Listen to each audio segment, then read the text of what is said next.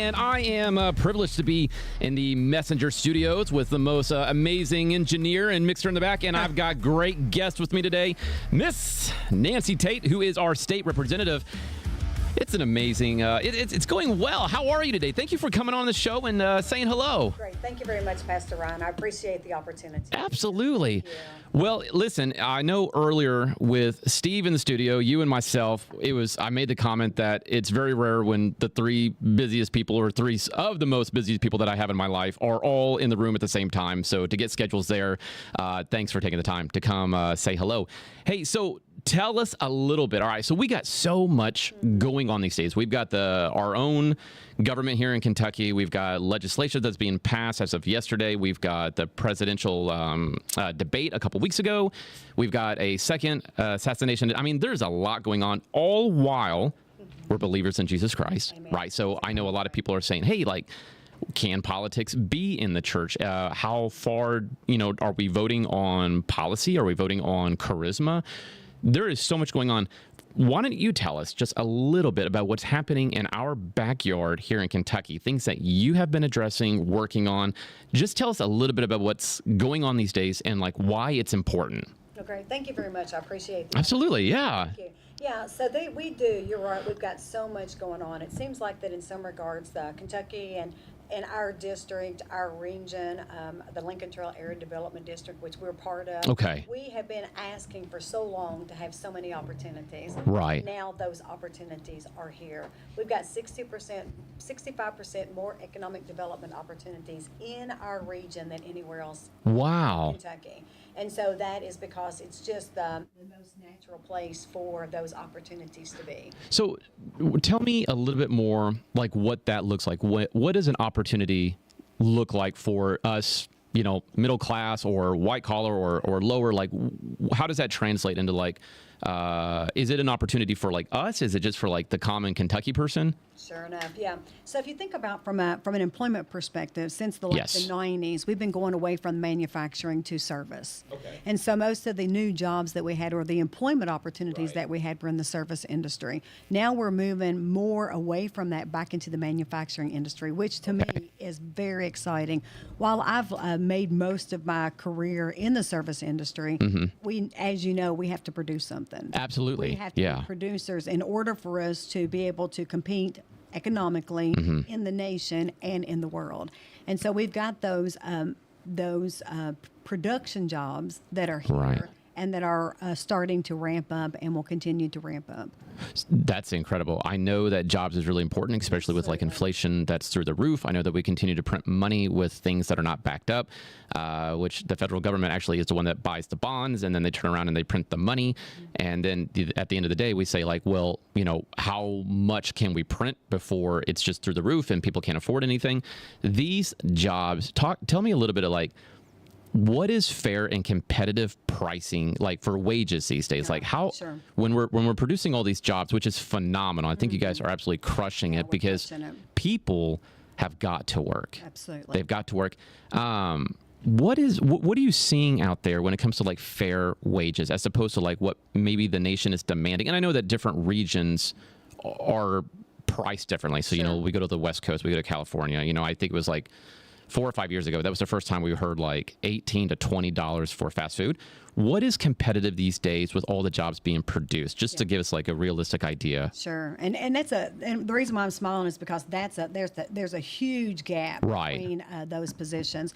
Because one of the things that's really interesting and a lot of people don't know is that our number one cash crop in Kentucky is aerospace. Wow. Yeah, aircraft engineering. Okay. Aircraft, anything that is revolving around aircraft. And of course, that's exciting for me because that's the sector that I came from. Even though I worked for UPS and it was transportation, I worked for the airline most of the time. So, UPS and these other organizations, you can think of like Amazon, you can think of DHL, you can think of all the those transportation companies and those and that have gotten into aircraft. Into being airlines, those jobs are starting out in over $100,000. That's incredible. It's incredible, absolutely incredible. So when you take those positions, which there's a lot of opportunity for that. I think in the within the next 10 years, there's an estimation that there's going to be like 500,000 jobs in that sector. In that here in our state? In our region, within our wow. within Kentucky and within our neighboring states. And business is that good to produce, or how do we? So for just maybe like somebody who's just listening, who's just like, that's incredible. How are jobs produced? Like, go just kind of like in layman's terms a little bit more. Like, how is a job produced? Like, is airlines, is that going well? It's going very, very well. Okay. Yeah. So I can't just say from a UPS perspective. Let's use a FedEx perspective. Sure. Let's use Amazon. Let's use DHL and all those transportation companies that traditionally don't move people. We move products. Exactly. So these corporations, and I'll use UPS, we've changed the dynamics of transportation across the world. Wow. We've made it to where companies, organizations, individuals like you and I can actually move our goods and services across the world in 24 hours, 48 hours. That's incredible. So that means also the people on different continents can move their products to us as well. So bottom line, you're out there producing jobs. We're out there That's what you're working for right now. That's exactly right. I am working really hard at producing jobs. That's exactly right. And that's at that level. Mm-hmm. I mean, we're talking about the $100,000 level, or we're also talking about the individual who needs to just get into the marketplace and they're making the $15 to $25 an hour. Is that so how hard is it to tap into like a job like this? Like if I'm looking on Indeed.com or even like on Facebook, what kind of education is required to begin to submit the process? Yeah. So in most cases, there's either like a certification or a technical or a degree that's required. Cool. But the interesting thing is that not only do we have the opportunity at the colleges and universities, but we also have ECTC, which we have our career center here in Brandenburg, which is incredible. I highly applaud the people that were involved in making that happen. That's amazing. Absolutely. And then, from an ECTC perspective, it is obviously college and technical. What they've done is they've brought in 4-year universities and colleges that are working with ECTC on the ECTC campus. That's amazing. And so we know that not everybody needs to go into college, but if you're not going into college, then in most cases you need that technical degree. Right. And so, from a legislative perspective, what we've done is that working with ECTC, most of the degrees and certifications that you get from ECTC and those other technical colleges, they'll be debt free if you go through their programs. Really? Absolutely. Yeah. So it's not. It's some people are like, oh, well, Nancy, that's exactly the people that are getting college loans. Yeah. They're getting those forgiven. I said, well, it's not exactly. It's a little different. This is a little different. Yeah, because the reason why is whenever you sign on and say that I'm going to pay that loan back, you've actually signed a legal document. Correct. That you're going to pay that back. When you walk into a program that you're going to get a technical certification, you understand that's another legal agreement that you're going to get that certification or technical degree, or in some cases a diploma, it being actually something that as an industry and as a state that we need that. And that's exactly what I was going to say. When they're going through that education, they're going to go back into our own state and they're going to produce. That's just that's consumer right there. It's just that this is the need. This is who's going to be doing it, as opposed to somebody who went to school. And like I don't want to talk about any specific major, but there has been students for the decades that are going and they're racking up all these bills and these loans and they're not utilizing what they've been doing. And then somebody comes along and says, hey, I'm going to vote for president, or I'm going to be this of the state, and I want to forgive all of your loans and all those promises that you made. Very, very, very, very different. And even as somebody, so as I went to school, and we paid off college loans, and we paid off my wife's college loans and stuff like that. When I wasn't upset when the idea of what you're talking about came up, because I was like, oh, I don't think that like you said, we went into an agreement. We said we're going to go into ministry, and that wasn't offered for ministry, and that didn't matter. So that's incredible. So what is the next mile marker or benchmark that you're going towards in this area? What's the next win to get all these things approved, or like what does it look like in the next couple of years? Yeah, so in some cases, it's actually to set up the opportunity and then for government to get out of the way. Well, that's a hard, yeah. That's wow. absolutely, because, there's lots of things. I mean, we were talking, I happened to be in the Agriculture Committee meeting this morning. Right. And we were talking about how there are so many regulations, regardless of what sector of the business that you're in, there are so many regulations that can prevent you from being successful.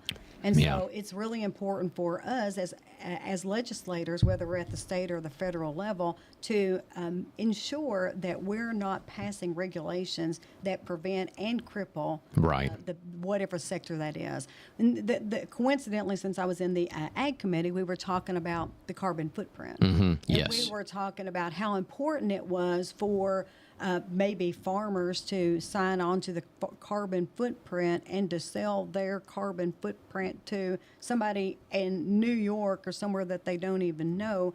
And then part of the agreement might be for them to demonstrate that they haven't sold any of their lumber. And it's just like, what in the world are we talking about? That sounds. But it just seems like it's just another pie in the sky, or just other concept that would be to encourage this now farmers not to produce cattle, or not to produce not to produce a food source. So instead of taking away our coal and some of our other cash crops, they're looking at trying to eliminate carbon footprint, which is from animals. And I'm just like, I'm not even sure. I've heard of what in that. the world we're talking about. Yeah. So there's just these amazingly interesting concepts. I feel like I'm being somebody's trying to sell me the new snake oil. I was going to say, because I've read about the carbon footprint supposedly by animals. That was like a big thing for maybe like a couple of weeks.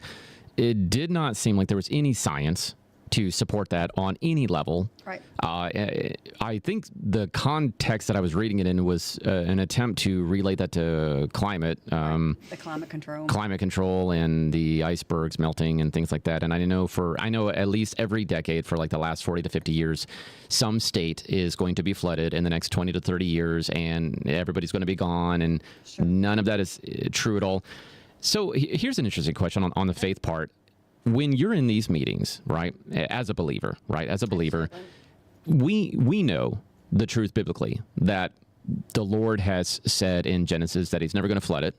He's never going to flood the world again. So I'm not concerned about any icebergs melting and flooding my home. I'm not saying that like tsunamis and things like that don't happen, but how hard is it to get things, how challenging can it be when you know that there are promises in the Bible that God's going to do, but yet government sits there and stresses because they don't know the Lord.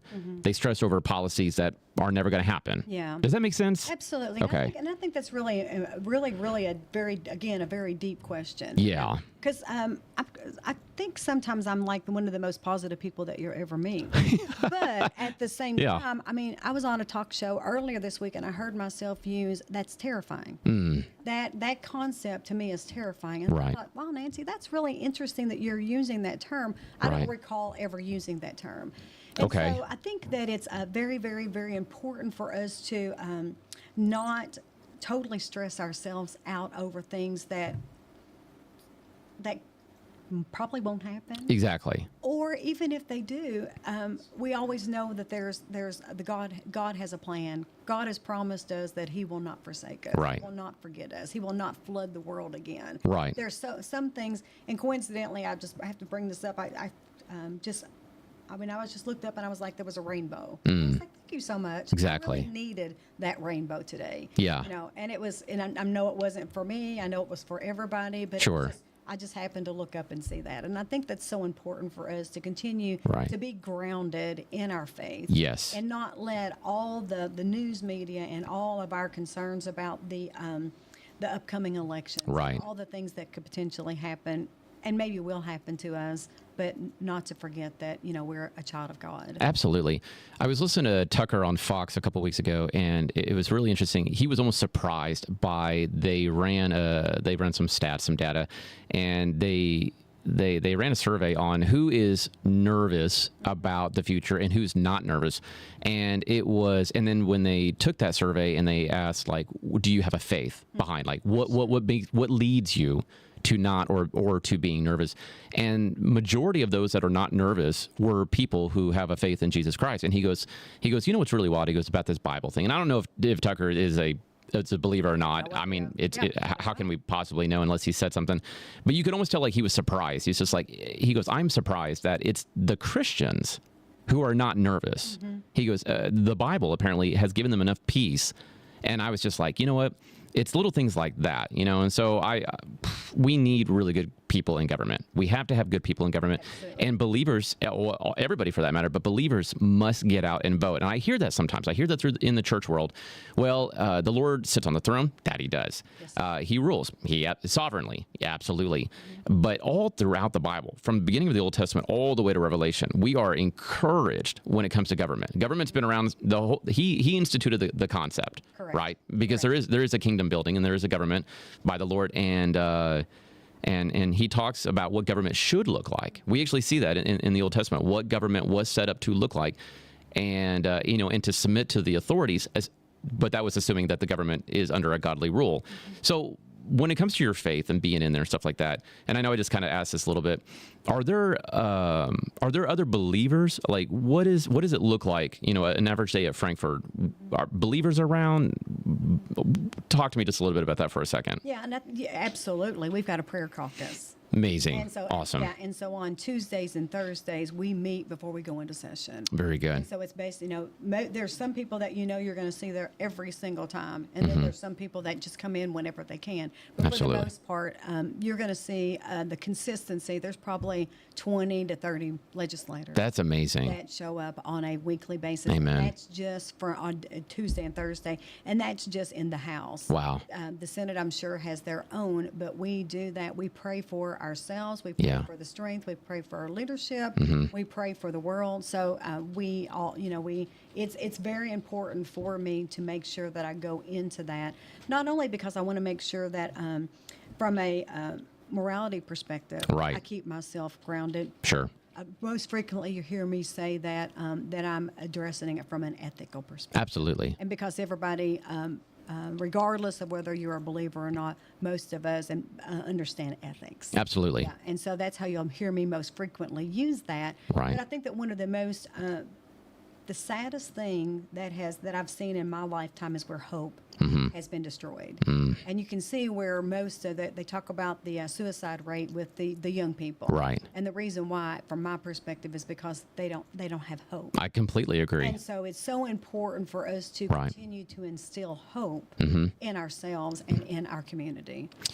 Absolutely. And I would just piggyback off that hope and truth, according to the Bible, it translates into Jesus, right? And so I know that a lot of young people are looking for that hope and looking for truth, and they're not finding it in the world. Obviously, that's what the Bible says. You're not going to find it in the world. Find it in the world. And so if it's not on Jesus, then they're going to be disappointed. That's all that awaits them. That's right. And so you were talking about ethics and things like that, and I know that people's values are very different if they believe the Bible or if they don't believe the Bible. I was kind of shifting gears just a little bit here when it comes to like policies, ethics, and charisma. I know that's what, after watching the presidential debate a couple of weeks ago, right? I know that's what this is really going to come down to. Like, is it going to be charisma? Which we're not really sure what the policy is. I think one of the best things that I have heard, regardless what I'm voting for or voting for who, people do not know who Harris is. That's correct. They don't know who she is. They don't know what she stands for. She's been appointed. She has not won, to be where she's at today. When she was running, nobody voted for her. That's very concerning that we're now. Yeah, I think 4%. She got 4% of the vote, or That's- less than 4% of the vote When she was in the primary. If 96% of any local church that I ever pastored did not vote for me to be there, I would do that church a service. That's right. And say, listen, I'm clearly That's right. not the person that the Lord wants me or, to be shepherding right now. Like, I'm going to pray where I'm supposed to be, and you're going to pray for whoever is supposed to be here, right? And that's always a hot mess to position yourself into a place where you're not supposed to be, Right. just for the sake of whoever else may gain, right? And that almost brings me back to another Bible verse and everything like that. What are your thoughts about, not your thoughts, but charisma versus policy? What did you take away from that presidential debate that concerns you the most? And what should we be looking for? Like, why should we be looking for November? So what concerned you the most after watching that? Yeah, so whenever I watch the debate, and even when I'm watching the interviews, I think that one of the reasons why the people that were impressed by Vice President Harris were impressed was because I think she exceeded people's expectations. I think, yeah, absolutely. Yeah, I totally agree. Yeah, because in lots of cases, she cannot string more than 2 sentences together, and she absolutely strung those together. She sure did. But every time you hear a debate, or she's had 7 interviews, I think, up to this point, her responses are the same. Yeah, completely the same. So, and I haven't heard anybody ask her a really hardball question and insist that she responds to that question. Right. So I think that anybody could memorize a response and continue to repeat that. Right. I mean, whether you're even, anybody can do that. Anybody can do that. That's exactly Anybody can right. do that. That's exactly right. And it's almost like it's an act. And so what I am very concerned about is that, again, it goes back to what are her policies, what are her principles, and then are we truly voting for her? Right. Are we voting against President Trump? And is it because we don't like his tweets or we don't like his, how his name calling? Again, I came from the transportation sector. Right. And I certainly don't agree with, any kind of harsh language or any kind of derogatory language. But at the same time, I've heard it all. Right. And at the end of the day, I want to see what policies and those that have been implemented. I would challenge anybody, what has Vice President Harris done? What has she done? What is the single thing that she has done that has impressed you enough for you to vote for her? Nobody is going to give you an answer. An answer. That's exactly right. Because we've asked it. I've asked it. Tell me, oh yeah, I love Harris. That's awesome. The last 3.5 years, what are you up to these days? And they'd say, couldn't tell you a single thing that she's done. A single thing. Not a single thing. Yeah. That's wildly concerning. And you know what? If that was what was happening on the Republican side too, I'd be concerned. Absolutely. I'd say, no, nobody can have we all get one vote. And that's why it's so precious to actually cast it. Right. Right? Everybody gets it. One vote. One vote. Regardless of how old you are, young you are, rich you are, poor you are, what state, what condition, everybody gets one vote. You get the vote. One vote. And that's so important. Absolutely. I think the other thing that concerns me too, and I'm just, because I hear a lot of people say, well, this is our best opportunity to have a woman president. I'm going to tell you, I am one of the strongest people in supportive of women. I love women. I love men. I love, just love people. Right. But she's not the woman. I'm just going to tell you, Right. she is not a Margaret Thatcher. She does not have the policies and the strength and the experience that we need to be the commander-in-chief. Absolutely. Of the strongest nation in the world. Going with that, when you can't find out anything about somebody, my next move is I'm going to go directly to where they come from and their parents. And when I look at her dad, who is a renowned Marxist, right? Which, and if people don't know what a Marxist is, take 5 minutes. Yeah. 5 minutes, because there's been some nationwide movements based off the Marxism policies, fundamental concept of, and it's to disassemble. That's the word that they use, to disassemble the normal original American family. Right. Which was on the website of one of the biggest movements that we've seen in the last 100 years. And then disassembling just means to unwind what has been done. And the American family, or what this has been founded on, is a man and a woman with children and who are working and going to school. That is the American family, right? That's right. This movement wanted to disassemble that. And that kind of thinking is what her father has been doing, and that's not an opinion. That's like right. anybody That's just a fact. That's common knowledge that you can just go and just find out what he's been doing with his whole life. That's where she's coming from. So if I can't find out, if she's not unwilling to speak for herself, or if somebody is speaking for her to respond, and that's where she comes from, there are so many red flags. There are so many red flags with that, and that's what it concerns me. November's going to come. That's right. November's going to come. They're all going to play their best card. It's going to be what it is, and we're going to move on into December for the next 4 years. But anyways, so that's like nationwide. If we go to our own backyard, tell me a little bit. Okay, so Governor Beshear signed something yesterday, an executive, right? An executive order. So tell us why an executive order is so much more pressing than something that usually takes its due diligence and its time. Yeah. So one of the things that's really sad about this is that, so whenever you hear this discussed on the radio or on the television, the response is that the way it's being communicated is that Governor Beshear passed legislation with this executive order. Right. As we know, there's 3 branches of government: the legislative branch, the executive, and the judiciary. So the executive branch does not pass legislation. Right. It's not an opportunity at all. Okay. But what he's done is that when you go through the legislative process, in the House, there's 100 members. In the Senate, there's 38 members. Okay. But each one of us represents a district. Right. We represent our people. So I represent 45,000 people. That's a lot. 27. That's a lot of people. That's a big responsibility. It's a huge responsibility, and that is in Meade County and then primarily Radcliffe. Okay. So if you think about all the different dynamics of all the, all the 45,000 people just in my district, we have one of the largest concentrations of veterans. Right. We've got young, old. We've got schools. We've got all the teachers. We've got the transportation. We've got the people that are new core. We've got you just think about it and how diverse it is over in Radcliffe as well. Right. So, but what he's done is he's actually taken the voice, once again, the single vote, the voice of every individual that has been given to me, that has been given to their legislator. Right. He has basically said, I know better than all of you all. That's crazy. Yeah, I'm going to think that. I'm going to, well, yeah, absolutely. To do it is, well, I mean, but to think though. Right. Yeah, absolutely. And to think that, so he completely took away the single voice from each individual. Wow.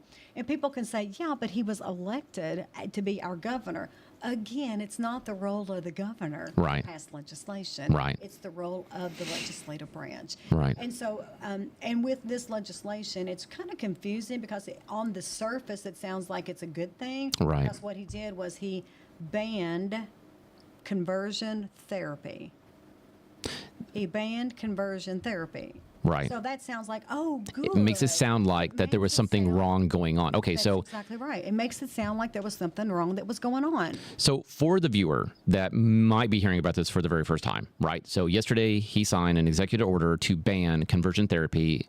Tell us what conversion therapy is, as summarizing. Yeah. So if you're an individual that believes for whatever reason that you were born into the wrong sex. Right. And that you want to convert to another sex. And if you go to a counselor to discuss that, then that counselor will be held accountable for even having that conversation with you. They could potentially lose their license for even having the conversation with you, whether they agree with you or whether they disagree with you. Right. They could potentially lose their livelihood for having that conversation with you. And then not only does that remove the role and responsibility of the counselor to make sure that they're acting in your best interest, that also took away the rights of the parents. Right. To the voice of the parents to seek counseling. Right. For their child. Which is what's happening in Minnesota. It's exactly what's Which is happening in Minnesota, where a boy or a girl can go and the doctors, I know, I'll summarize this because there's a lot to it. And actually, Megyn Kelly nailed this, right? She just explained what's happening in Minnesota, where a boy or girl of a significant young age can go to a school or at any age to anyone. There's no limitation in Minnesota. Right. And if anybody obstructs or challenges what this little boy and this little girl want, right, if they want to change their sex or begin to play or pretend, that anyone who gets in the way, including the parents, could be removed. Right, the child would be removed from the custody of the parents, and doctors would be able to still perform. Yep. Is this? It might be a giant leap, but it's got to start somewhere, right? That's right. It's things like this that says, okay, we're not going to go that extreme in the minute because the Minnesota district is just. I would never want to say that the Minnesota district is nuts, but they're very far from some logical thinking, right? And we've seen the government that's come out of that. It's places and executive orders like this from a man who will also claim Christian values. That's exactly right. I've seen his. He says he's a deacon in his church. I'm sure he's a deacon in his church. Well, there's a lot of places that call themselves churches that is the furthest thing from what church out of Acts 3 Acts 2 or 3 should be looking like, right? And we know what the first sermon looked like. We know how many people got saved that day. We know what the church looks like. So for anybody who says, hey, listen, I'm really okay with like the murdering of babies or the mutilation of children, and I'm a deacon, I'm a church, I'll say it. I have no problems letting people know that there is an authentic relationship with Jesus Christ, and there are those that think that they do, and they don't. Yeah. It is what it is, right? And I don't care if it's a Democrat or Republican. When you're saying, hey, I'm going to allow children to be mutilated, because you know how many of those kids are coming back these days, and they're just like, I wish somebody would have stepped in and been like, hey, Absolutely. I wanted to be Captain America one day. I wanted to do this. I wanted to be a girl. You know what? That's what moms and dads are for. Is to say, well, listen, buddy, I love you to death. And, I'd love to find out where you heard this and what's been influencing you and how much YouTube you've been, or, are you being parented by an iPad? There are 1,000 things that could be influencing a person to make it look like it's popular or this is what you want to do to a stinking 6-year-old. That's right. Like, give me a break. Yeah. And in addition to, I totally agree with you. And I'm just really disheartened that the power was taken away from the parent. Yeah. But one of the things that was really interesting was that Governor Beshear said that one of the reasons why he did this was because the legislation didn't pass through the legislative branch. Well, if you go back and look at the individual who filed the legislation, right. She was a Democrat, Lisa Wilner, Lisa Wilner. Yep. Okay, so she's a Democrat. So whenever you have an 80 to 20 supermajority in the House, obviously the language that she introduced was not popular in the House. Sure, yep. So because of the 80% supermajority, we did not even take it up. There was no way in the world that we were going to take it up. Sure. So therefore, Governor Beshear took it upon himself to override the interest of 80% of the legislative branch or the population here in the Commonwealth of Kentucky. I view that as an abuse of power. It's absolutely an abuse of power. And people may say, well, but he has the right. It doesn't mean that he should. Yeah. I've grown that my whole life. Just because you can. Yeah. So all that says to me is poor leadership. Okay, I have the power. But if you use it incorrectly, even when you can do it, it's still wrong. Right. And it makes me really nervous that this is what step one looks like of something that would reflect what's happening in Minnesota, right? That's right. Believers need to speak up. They need to cast their vote because if it's happening there, it can absolutely happen here. That's right. And that's why I always tell people, always vote for the candidate that's going to support our military, because it's easy to be like, I don't want this. I don't want this. I don't want this. Yeah, you have that luxury to say that from your house where there is not war on the streets and your kids are not having to run to a bomb shelter. It's easy, so, I don't want anything to do with the American flag. That flag covers you at night to where all you have to do is worry about some cameras and alarm system. It's the greatest, that's all that we need sometimes, right? But in reality, there's bombs flying everywhere, and kids, when you just look at Israel and Gaza and all the stuff that's going on over there, it could be us. It can happen. It could be us. It can happen. And you know what? And we have to be careful, because if we allow socialism to continue to creep into our nation, which is what is on the docket for November, is the beginning process. It's been on there for a while. Sure. The redistribution of everybody filing their taxes, and then the abuse of taxes, which the government is supposed to be delegating appropriately. And I'm not against the government overseeing our taxes and making sure that it goes to the right cause. They're just not going to the right causes. And so when that happened yesterday, I was very concerned with with Beshear, and kids are going to be family. It's a generational curse is what he's putting on to us in the future if we don't break that. So I agree with you. Yeah, and I think we should really stop calling it socialism and just call it, like you said earlier, communism. Yeah, it's absolutely communism. You're 100% right on that. Let's quit calling it. Makes it sound nicer. It does make it sound nicer, and it's not on any level. Nobody wins. They will try to convince us that we're all going to be equal, and that's not what it is. No, that's not what it is at all. So you really have a lot on your hands out there because you're not just going for the 45,000 people. You're representing us believers and everything like that. So, hey, listen, it was an absolute honor. Thank you for your time. Thank you for coming. And, you're doing an incredible job. I could not thank you enough. Hey, listen, next week we are going to be having on J.R. Baris from the lead singer of Love and Death with Brian Welch, who will be here headlining with Korn. He's going to be in the studios. It's going to be Friday of next week. You will not want to miss that interview. And even the music going out is by his band Spoken as well. So we appreciate you. Thanks for checking in. Have an amazing day.